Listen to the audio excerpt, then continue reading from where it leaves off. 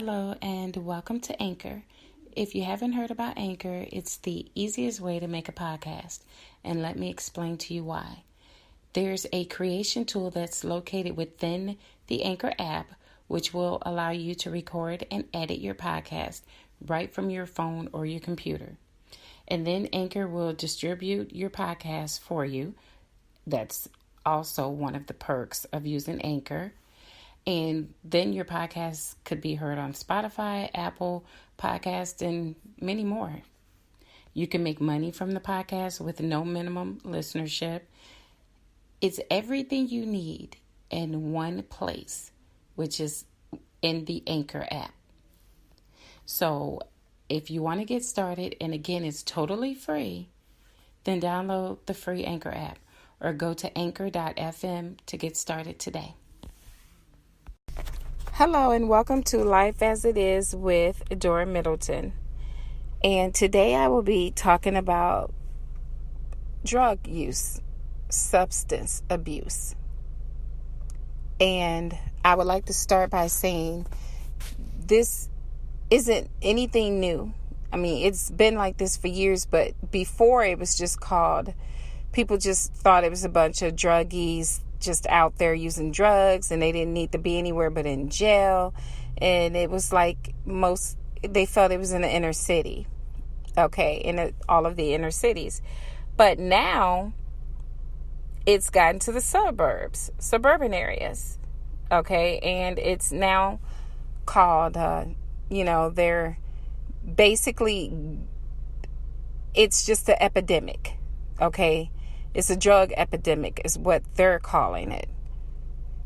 And they're talking about how everyone needs rehab. They need to be put in facilities to help them get better. But see, had they done their job, had all of these people done their jobs before, instead of throwing everyone away, saying, oh, they're just, they're druggies, and just throw them in jail, and who cares? Because they didn't care, because they thought it hadn't gotten to a certain type of person, a certain race. But now that they see that no one is exempt from this drug, this heroin addiction that's out there, now it's an epidemic. It was an epidemic when it was in the inner cities. Had they handled it then, it wouldn't be this bad. And it does not matter if you're rich or if you're poor. It's hitting everyone. And everyone in this world, I would say, has someone that they know, whether friend or family, that's having an issue with drug use. And it doesn't make the person a bad person because they've gotten into drugs. People feel that's a way to make them numb to the hurt and pain and the problems that they're having in their lives. The same way people drink, because they think that drinking will keep their mind off whatever issues they're having. But it doesn't. I mean, because as soon as you're sober again, whether drugs or alcohol, those issues are there. That's like people moving away and going to a different state because they have bad memories of one state that they were once living in. Well, guess what? When you move away, your memories are moving with you. You're just going to have those memories in a new place. So you can't run from it. So the best thing you can do is fix whatever the problem is. There could be an addiction with eating. There's all different kinds of addictions, but every one of them can be fixed. And I think that the lawmakers out there they need to be fair. Don't try to fix one person and leave the other ones out there to just either end up dead or in jail. It doesn't work that way. I can recall someone that I knew that worked in a jail, corrections officer, that told me when they would get blacks that would come through that had an addiction that was in, being incarcerated, they just locked them up and didn't care. didn't try to get them any help, didn't do anything. But when they would get Caucasians that would come through, he said that they would find all kinds of programs. They had funds set aside for them in this area to where they didn't have to pay for anything. Any type of treatment that they needed, they could get. But they didn't send anyone black through there. And he told me how he noticed the difference in how the black prisoners were treated from the white prisoners, which is true. We see it in front of us every day. And if anyone says that they don't see the difference in how people are treated according to their race, then they're lying, because it happens every day. And if you don't see it, then you're part of the problem, because if you don't see it, you don't feel there's a problem. You don't think that anything's wrong, which means you are okay with how people are treated according to their race. Addiction is addiction, regardless of what race you might be, what gender you might be. It's out there and it's bad, and we need to do something about it. Just like a person being addicted to painkillers because of an injury that they've had, and the pain, they just can't get rid of this pain, and they feel that they need to just keep taking these pain pills over and over. And most of these people, basically, they're out of pain now, but they're accustomed to these pills, and they like the way that these pills make them feel. The same as with any other drug.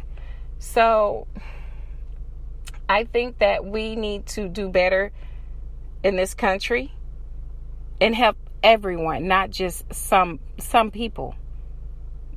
Because if we don't, then this world is just going to be so messed up. People are going to be losing their children, and all of this, we can do something about this. Open the doors to all facilities, to any and everyone that's on these drugs. Don't limit who can go in there, and don't base it on your area code, your zip code. That's ridiculous. You shouldn't be able to.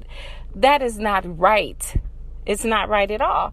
And that's why when they thought that they were, what they were doing was okay, when they didn't try to help the inner city, now it's such a bad problem in the suburban area. They don't know what to do. I mean, I could recall being at a mall, and my daughter went into the mall, and I was sitting in the car waiting with my two youngest, and a car pulled up with, I believe it was 4 or 5 people in there. It was 5, 3 in the back and 2 in the front. And they took these needles out and started shooting drugs up into their arms. I couldn't believe it. I told my kids, because they're big kids, don't even look over there. Don't look over there. Because it's ridiculous.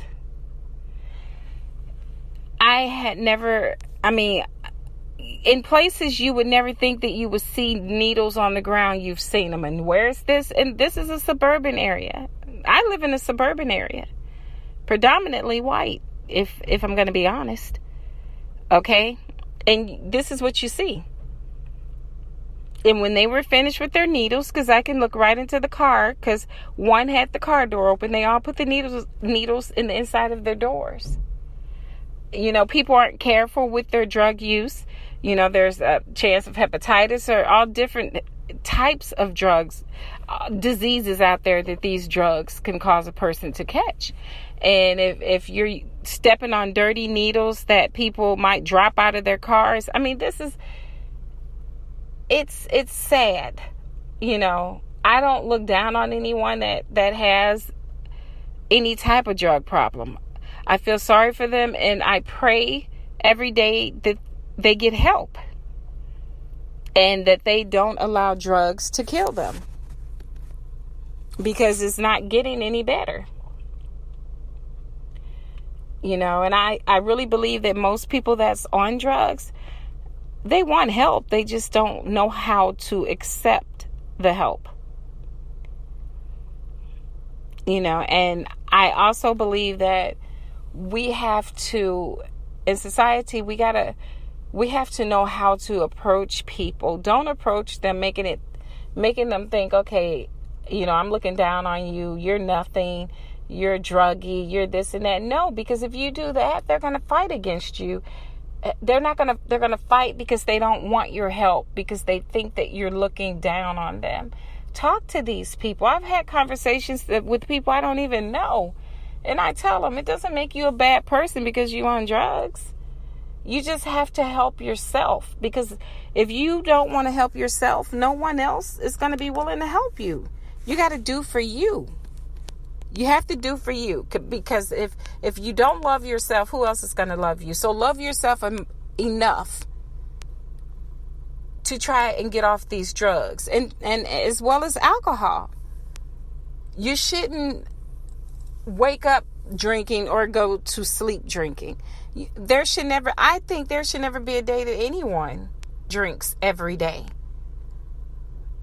I know that some people use that as a way to relax or do whatever it is they feel they have to do to relax. But if you have to have a bottle of wine every day or a case of beer every day, I just sit sometimes when I pull up at the gas station and you see all these people running out with cases of beer, or if you bypass a liquor store. Come on, people. We have to do better than what we're doing. Don't allow these companies to push these this liquor off on you. And the same as cigarettes. Cigarettes, I think that's, those are deadly as well. And people say it's just so hard to get off cigarettes. Once you take that first puff, you'll never be the same. You're going to always smoke. That's not true. I can remember. And one thing about me is I'm a straightforward person. I took a puff of a cigarette. I believe I was a sophomore in high school. My sister's friend she didn't want to smoke alone. I took one puff of that cigarette and damn near coughed to death. And I was like, oh my God, I never wanted to ever touch another cigarette, and I never did. So I really don't like when people say, well, the first time, that's it because you're addicted. No, you're not. No, you're not, because I haven't touched one since. That's no excuse. And we need to show these companies that's producing all this poison that you don't need it and you don't want it. Cigarettes should never be an issue. Don't buy it. Which I can't tell you what to do, but I can tell you to love your body more than what you're doing, because puffing on these cigarettes is just taking time off your life. The same as alcohol, the same as drugs. And I'm not here to try to tell anyone how they should be living. I just want everyone to know that there is a way out. Don't ever think that your life is over because you made the mistake of getting addicted to drugs or becoming an alcoholic. There's always a way out. And there's a lot of different places that you can go to that will be able to send you in the right direction to get help. I've never been on drugs. I have drank wine in the past, of course, but I don't even do that anymore. And when I did that, it was only on special occasions, so it wasn't anything constantly. But I'm not here to judge anyone. I'm not. I am here to try to give people help. Let them know that there is people out here that's willing to help you. There's places that you can go where you can get the help that you need. There's places you can call that will be even more equipped to help you with your problem. I just want I want everyone out here to be more, be more helpful toward one another.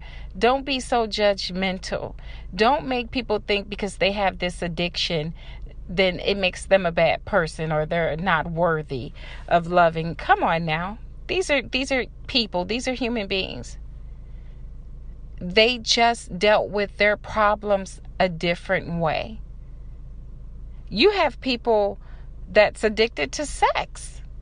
And when they get upset about something, the first thing they do is go out and start having sex with as many people as possible. And yes, that's true. I've met people like that. Okay, I've worked with people like that. If your job you get so stressed out on these jobs and you just feel that's your way of relaxing. It's a dangerous way, especially if you're not protecting yourself, but people do it. That's why I'm saying we can't judge anyone. Everyone is going through something. No matter how happy people seem to be, there's always something going on in their lives. No one is just so gung-ho, just so happy that everything is perfect.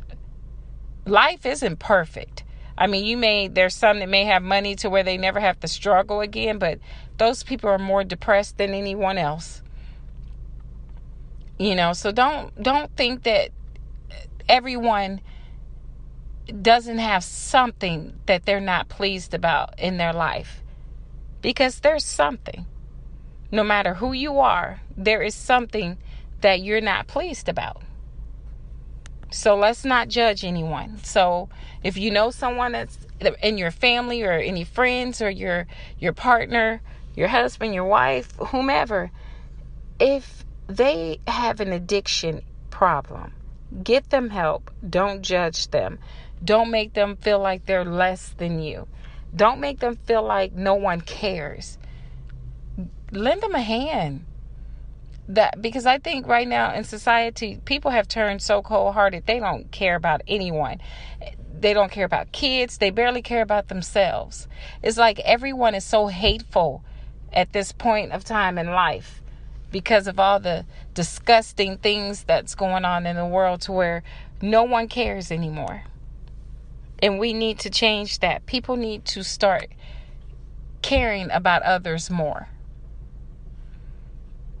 Let everyone, I can recall being in a store where someone ran out of money and they couldn't pay for their whole order. I asked her if I could pay for it, and I paid for it. And I went on with my day.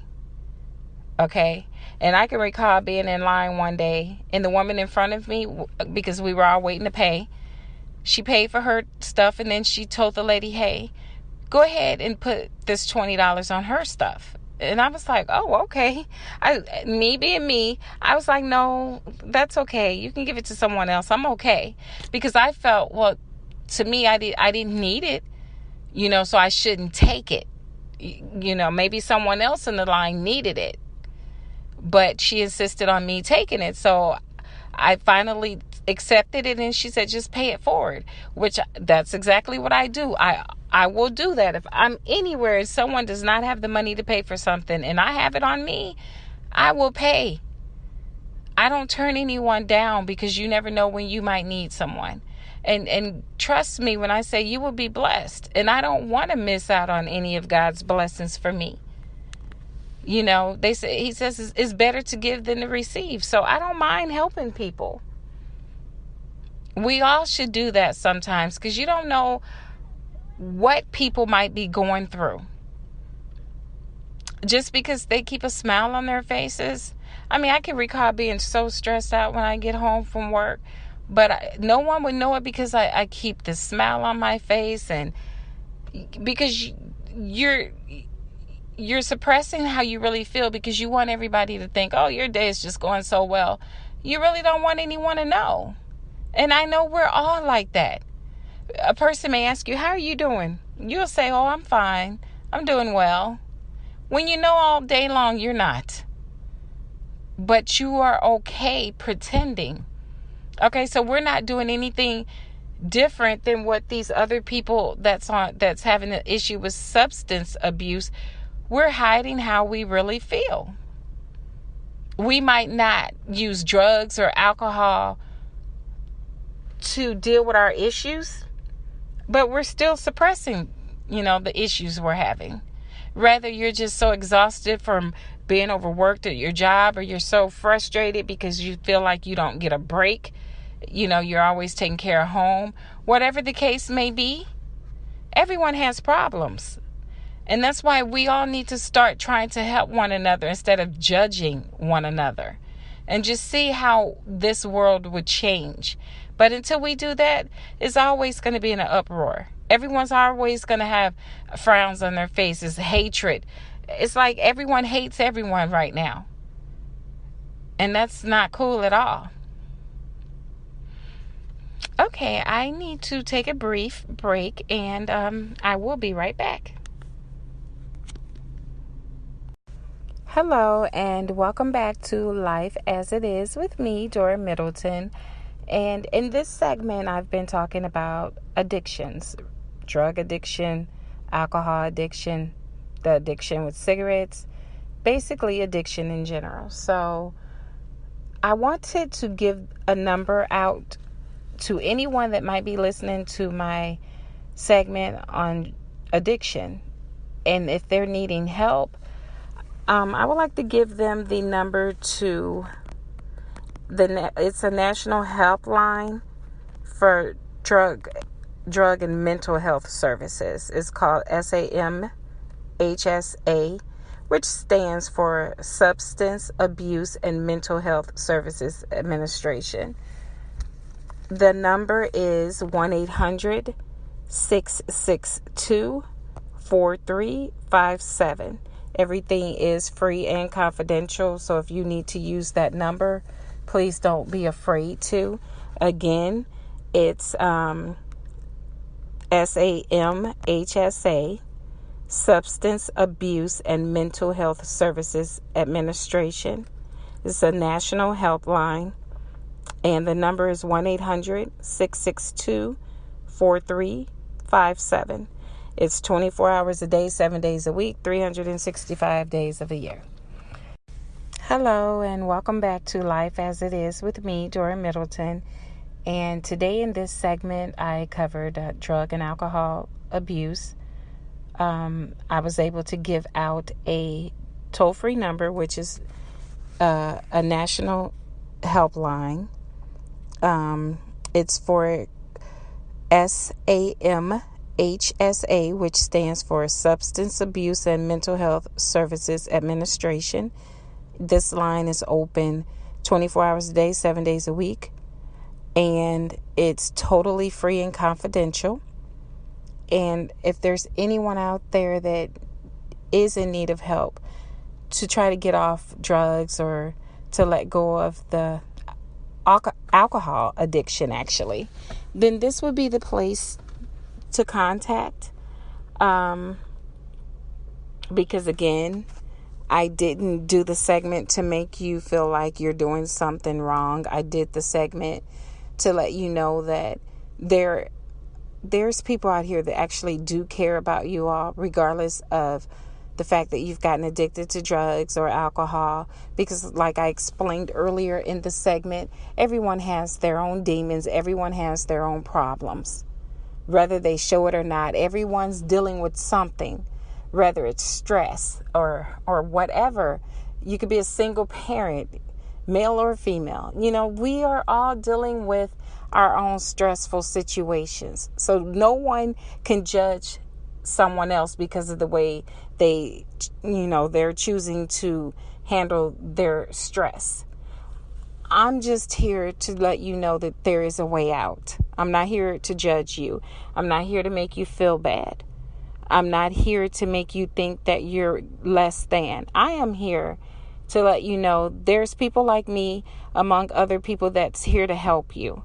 And that's why in any segment that I've done that has anything to do with any kind of addiction or domestic violence, I've given out numbers for you to call if you need help.